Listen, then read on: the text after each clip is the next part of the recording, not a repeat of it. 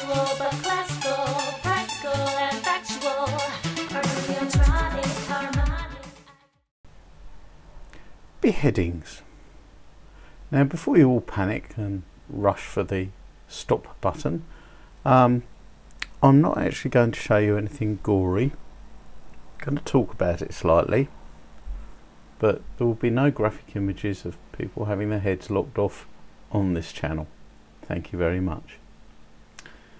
Although if you want to find any, you can quite simply type in beheading on Google, and this is the sort of results you get. And now it seems like everywhere throughout the world people are being beheaded. Heads are coming off in practically every country, and even a few miles away from where I live in leafy North London, there was this lady, Palmyra Silva. Literally I could actually walk to her address, and she had her head removed by a black guy armed with a knife, and for what reason we don't really know. Now, it seems to be going on all over the place, and the media's covering it. You can find plenty of videos on YouTube and other things, some claiming that they're fake beheading videos and this, that and the other. There's pictures all over the web. But why? Why is all this going on? And guillotines in military bases in America, and there's a lot of people who are saying that there are now guillotines, that the US has bought 30,000 guillotines, and they've been put on various military bases, FEMA camps, all the rest of it. Why?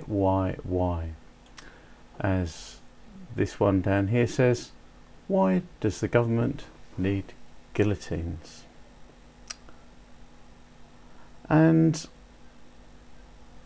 I believe that the public is being conditioned to accept decapitation as a form of punishment, and it's becoming commonplace now. And we all know that once something becomes commonplace, people get desensitized to it. In a few years' time, someone will be able to chop someone's head off in the middle of a supermarket, and it won't even make the local newspaper. So why are people being desensitized to beheading? There must be some reason. There must be some reason that the rich and powerful want either heads, which is unlikely, or bodies without heads, which it turns out is actually very likely, especially young bodies without heads. And here we have a New Scientist article. First human head transplant could happen in 2 years. And let's go back one to the first page, and hopefully the advert won't stop playing, because if it does it will drive me mad. But here we are. Now, it was proposed by Sergio Canavero in Italy, and it seems the road ahead is uncertain, so the new BMW 1 Series has predictive shift technology. Right, that's got rid of the advert. Now, Canavero is actually not on his own. There was an attempt that was unsuccessful in 1954 by a Russian surgeon on a dog. There was a successful head transplant in Cleveland, Ohio, where one monkey's head was transplanted onto the body of another, but they didn't try to join the spinal cords. And this is the big problem, because every day now surgeons are reattaching limbs that have been chopped off and using microsurgical techniques, and these are now well proven. They can join back together blood vessels, they can join back together nerves, and in order to extend the time, they're looking at cooling the head and the body to extend the time that the cells can survive without oxygen. Now, the problem really is the spinal cord, but they have got several promising techniques for getting the spinal cord to fuse, and one of them is polyethylene glycol, and that's been shown to work in animals, but who knows if the connectivity is all right. And there are other options like stem cells or other self-regenerating cells.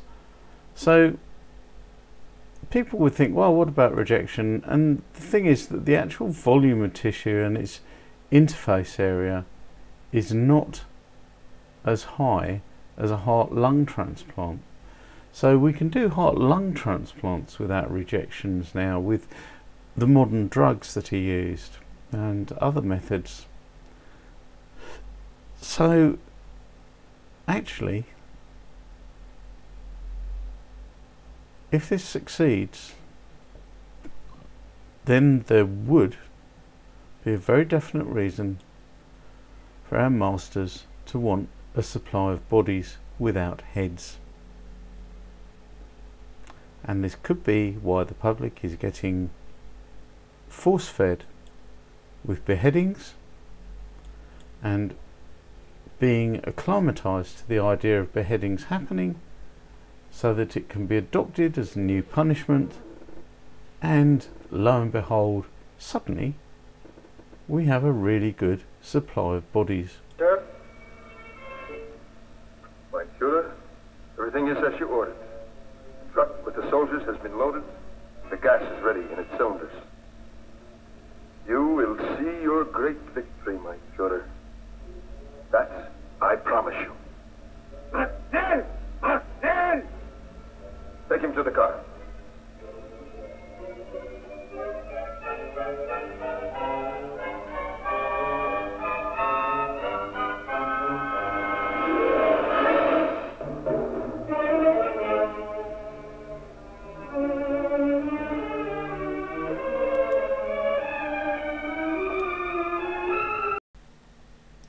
And here is the first volunteer for a human head transplant, a Russian guy, Valery Spiridonov, and he's a computer expert, and he suffers from a really terminal wasting condition called Verdnig-Hoffmann muscle wasting disease, and he's 30 years old, and he's said that, well, as you can see there, you can read it yourself, my decision is final and I do not plan to change my mind.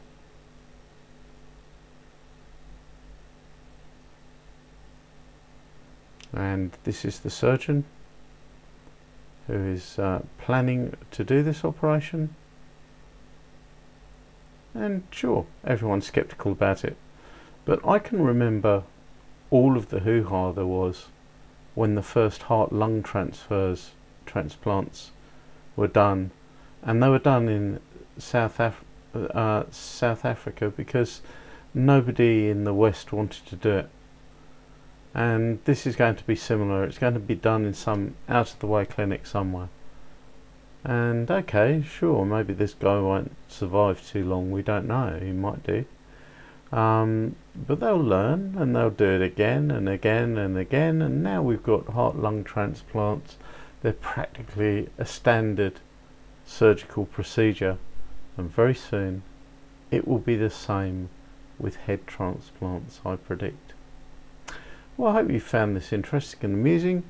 If you have, please like, share and subscribe. Thank you very much for watching.